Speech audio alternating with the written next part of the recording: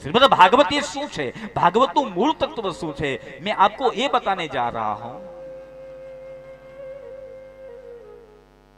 धनिया भागवती वार्ता प्रेत पीड़ा विनाशिनी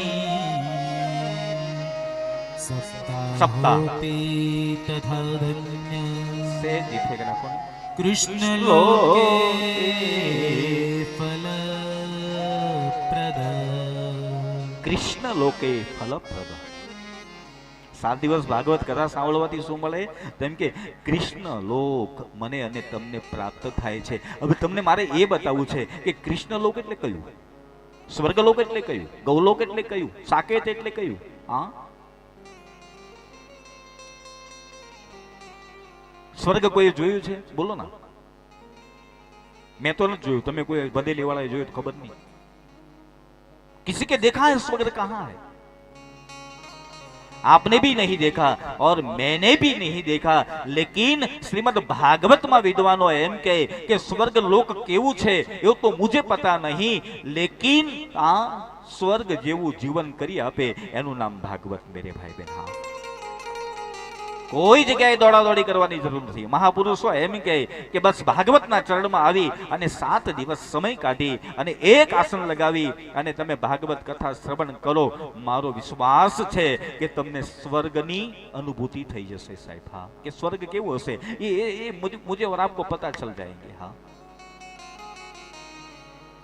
અને આજે એક વસ્તુ તમને ચોક્કસ કહું કે તમારું બદેલી ગામ ખરા અર્થમાં આજે ગોકુળિયું ગામ બની ગયું છે મેરે ભાઈ બહેન. मैंने तो देखा આપ સૌનો જે થનથનાટ, આપ સૌનો જે ઉત્સાહ, આપ સૌનો જે આનંદ અને ક્યાંથી લઈ અને જે તમે મારા ભાગવતજીનો જે આનંદ લીધો છે સાહેબ. હા, એની યાત્રા જ્યાં જ્યાંથી નીકળવાની ત્યાં તમે સાખ્યાઓ પૂરી અને જે ભવ્ય એની શોભા વધારી છે સાહેબ. मैंने देखा, मुझे बहुत आनंद आया. हाँ, धन्य छे आप सौने, धन्य छे आप सौना विचारोने અને ધન્ય છે તમારા પિતૃઓને. હા, કે જ્યારે ગતિ માટે આ કથા ચાલી રહી છે ત્યારે તમે એટલો ભવ્ય આનંદ સાથે, ઉત્સાહ સાથે. હા,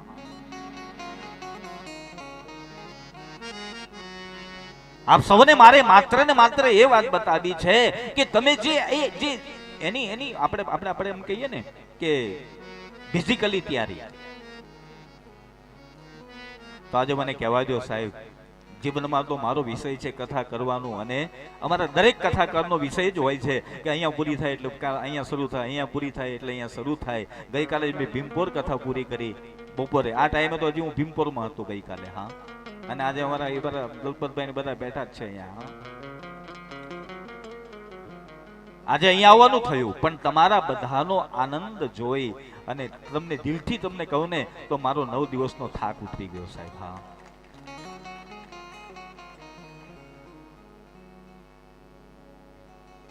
અને તમે કેવી શણગાર કર્યો છે. હા, શેરીઓનો. એ શેરી વાળી સજ કરો ને ઘરે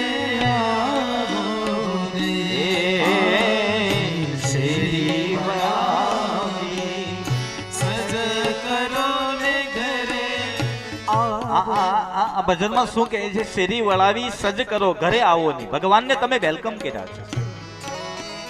આજે તમે સાથિયા બોલ્યા છે ને એની નિશાની શું છે ખબર છે? આપણે વિદ્વાનો એમ કે તમારા ઘરના આંગણામાં અને તમારા ઉમરા પર જે સ્વસ્તિક કરો છો, જે साथियों पूरो छो, उसका मतलब वही होता है कि भगवान लक्ष्मी नारायण जारे दरेक गृहस्थी ना घरे आवे अने जेना आंगणा में साथियों जोवे એટલે પછી વ્યક્તિએ ત્યાં ઊભો રહેવાની જરૂર નથી રહેતી. મારો નારાયણ સમજી જાય કે મારો ભક્ત મને વેલકમ કરે છે સાહેબ. હા, હે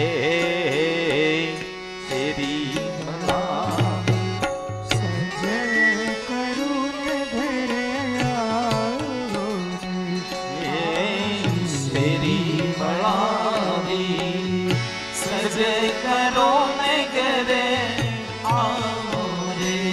મારી કરીએ પઠાવ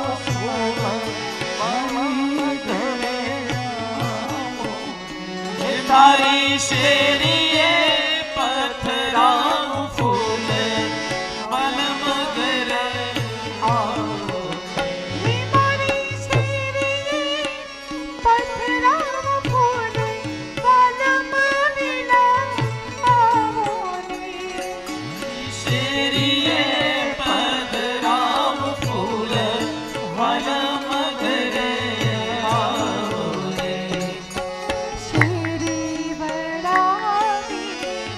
જરા તાળી પાડો. શેરી બનાવીને સજ કરું ઘરે આવો રે. જય હો. જરા તાળી તો પાડવી પડશે બધા યાર. તાળી પાડવામાં કંજૂસાઈ ન કરો. હા હા.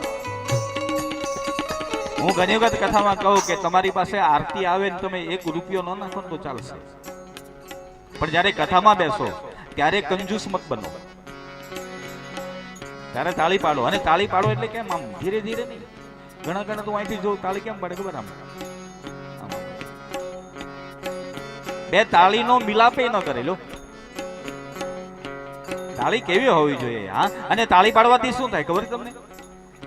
તમને ખબર છે તાળી પાડો તો એનો ફાયદો શું છે તમને ખબર છે? તમને બિલકુલ સાદો ફાયદો એક કહું ને, તાળી પાડે ને એને કદી તાવ ન આવે. હા, જે તાળી પાડે ને તાવ ન આવે. એટલે જેને તાવ ન લાવવો હોય તાળી પાડો. મને એક ભાઈ પૂછ્યું હતું, મને એક ભાઈએ થોડા દિવસ પહેલા પૂછેલું મને કે બાપુ તમે પહેલા દિવસે બધા પાસે શું કામ તાળી પડાવો? મેં કહું તાળી પડાવીને ચકાસું છું કે આનામાં ઉદારતા કેટલી છે અને આમાં લોભ વૃત્તિ કેટલી છે. તમે જોજો ઉદાર માણસ હોય ને એ તાળી કેવી પાડે ખબર? આમ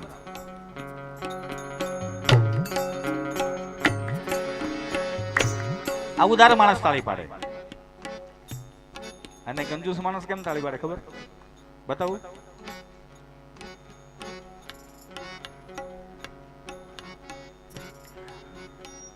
ટીબી નો થઈ એવી તાળી પાડી લો. તાળી પાડવામાં કદી કંજુસાઈ ન કરવાની અને બોલવામાં કદી. અને આપણે ભગવાનનું નામ લઈએ છીએ, ભગવાનના નામમાં તાળી પાડીએ, ભગવાનના નામે આપણે નાચીએ છીએ અને ભગવાનના નામે આપણે ભગવાનનું ગીત ગાઈએ છીએ, તો એમાં ફાયદો એ છે કે આપણે અત્યાર સુધી કરેલા પાપોમાંથી આપણને મુક્તિ મળી જાય છે મેરે ભાઈ બહેન. હા, એ મુક્ત હો જાતે હમ માતા. એકવાર તમે બોલો ને જય શ્રી કૃષ્ણ બોલો. એક વાર જય શ્રી કૃષ્ણ બોલ્યા એટલે પાપ ગયું બહાર. હા, એક ગયું. જે અહીંયા આપણે જ્યાં જ્યાં અવાજ સંભળાય છે એક વાર જય શ્રી કૃષ્ણ બોલો એટલે એક પાપ બહાર જતું રહે. પછી મને એક ભાઈએ સવાલ કર્યો, મને કે બાપુ જય શ્રી કૃષ્ણ બોલવાથી એક પાપ બહાર નીકળી જાય તો મને કે જાય ક્યાં? મેં કહું બધેલીની બહાર ન જાય, એ તો આઈને રહે. એને પાછું મને કીધું, મને કે ખરેખર? મેં કહું નહીં, રામ બોલો, કૃષ્ણ બોલો એટલે એક પાપ ગયું તો જાય ક્યાં? કેમ કે ન બોલે એના મોઢામાં બેસી જાય. હવે તમારે નિર્ણય કરવાનો કે આપણે અહીંયા પાપનું શોપિંગ કરવા માટે આવ્યા છીએ કે પાપ કાઢવા માટે આવ્યા છીએ.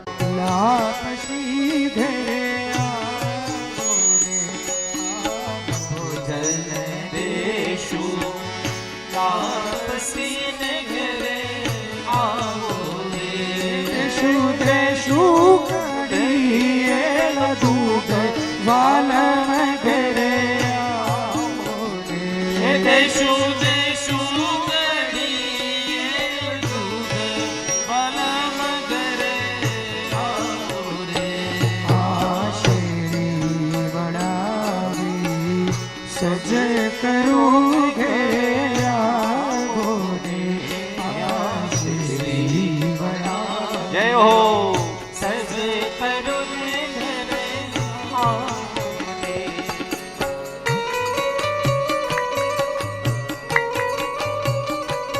શ્રી રાધે. આપો ને જરા જેઠા નાખો.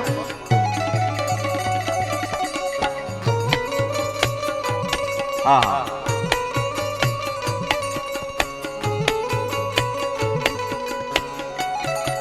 થોડા હાથ ઉપર કરો જરા. હા,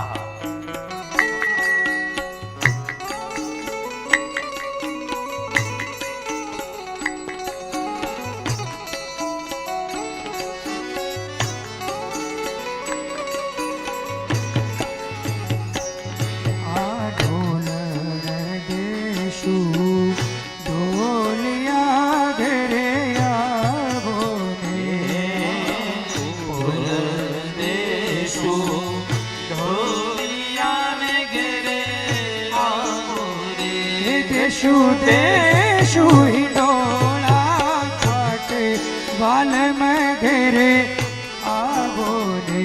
દેશુ દેશુ